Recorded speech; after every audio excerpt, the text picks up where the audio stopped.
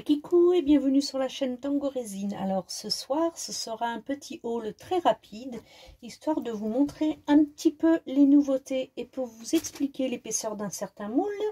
Donc je vous montre déjà ce que mon mari a acheté, une superbe loupe, voilà, ça c'est génial. Et en plus de ça, elle s'éclaire. Alors c'est vraiment le top du top. Voilà, c'est très très utile quand on fait des petits bijoux, des petites miniatures comme ça et qu'on a besoin de lumière et d'y voir un petit peu mieux. Cette loupe est parfaite. Voilà, génial. Ensuite, eh bien, vous vous souvenez que dans une vidéo précédente, je vous avais montré le compas circulaire. Je reviens de suite d'ailleurs car j'ai quelque chose à vous montrer. Voilà, alors en fait, il a très très peu servi et déjà, les graduations sont parties. Vous voyez, il suffit que j'y passe le doigt et tout s'efface.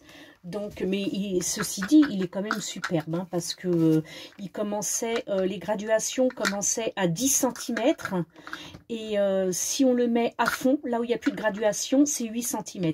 8 cm, c'est quand même un beau diamètre, mais j'avais gardé ça pour, si vous vous souvenez, pour protéger la lame, hein, qu'on ne se coupe pas les doigts.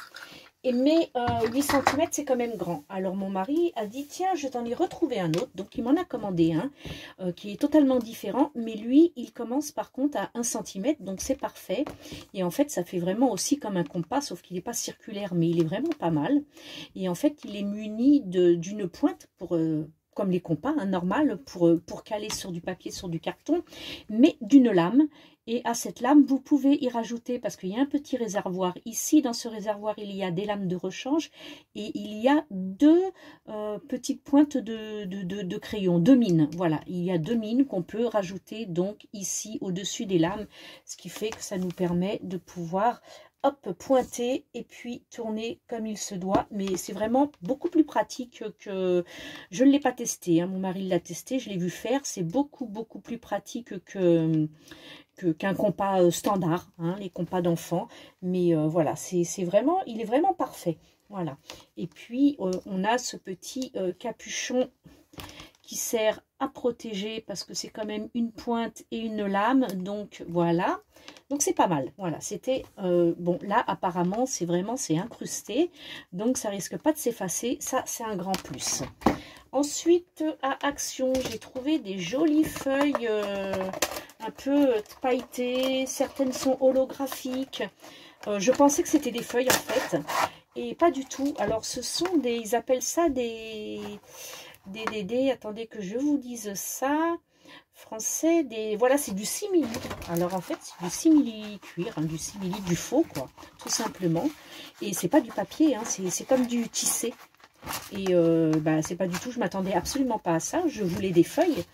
Et finalement, bon, bah, je sais pas, peut-être que ça me servira un de ces quatre, je sais pas à quoi, mais on verra. Donc j'ai les deux, comme ça, j'ai pris ça. J'en ai pris un rose aussi que j'ai envoyé. J'ai fait un colis cadeau à une copine du Canada. Donc tout ça, c'est déjà parti. Le même, mais en rose. Voilà. C'est pas mal. Donc ça servira, hein, je suis certaine. Aussi du papier vinyle holographique. Il n'est pas transparent. Il est autocollant. Voilà. Hein, et ça m'a l'air pas mal du tout. Alors, c'est commande Amazon. Voilà. Étant donné qu'il n'est pas transparent, on ne peut pas l'utiliser pour des fonds de moule ou autre. Mais on peut l'utiliser pour imprimer des jolies lettres, des petites phrases, des trucs assez sympathiques. Avec un petit peu d'idées, on peut faire beaucoup de choses. Voilà. Ça, j'ai pris aussi... Ça, c'est Action, comme les petits, je referai un bilan à la fin de la vidéo pour vous montrer ce qui est Action et ce qui est Amazon. Donc ça c'est Action, c'est des petites pochettes, c'est des petits bags pour bon, pouvoir mettre les commandes. Parce qu'il m'en fallait, j'en avais plus. Ensuite, bon bah ça ce sont des tampons, mais j'ai envie de... Voilà, je me suis pris ça parce que j'avais envie de me faire des... D'ailleurs j'en ai déjà fait, ils sont en boutique. J'ai fait des textures pour ceux qui font de la pâte Fimo, pour ceux qui font du scrap, des trucs comme ça. Avec ça, je me suis m'amuser avec mon silicone à faire des textures. Comme ça, c'est nickel. Voilà. Ça, ce sont aussi des stickers. Bon, je pense que je vais le mettre dans la boîte à cadeaux pour ma copine canadienne. Ça rentrait pas dans le colis, donc il était plein, archi plein. Donc, ce sera pour un prochain colis. Voilà.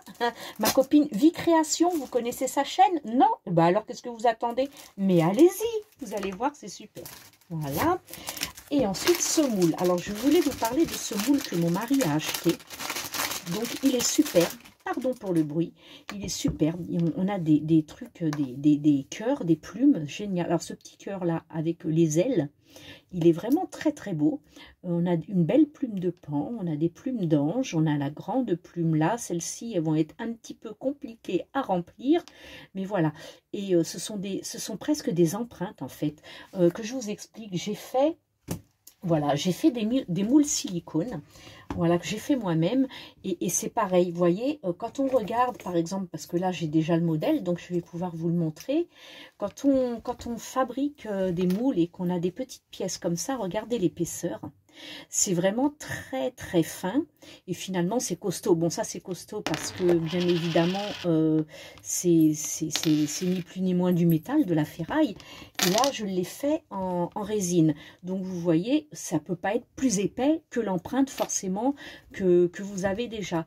Donc ça peut paraître surprenant quand un moule arrive et puis que vous voyez pas du tout de profondeur, mais en fait ça fait quand même le job parce que voilà, ce sont les petits voilà, et je regarde si j'ai pris le bon moule.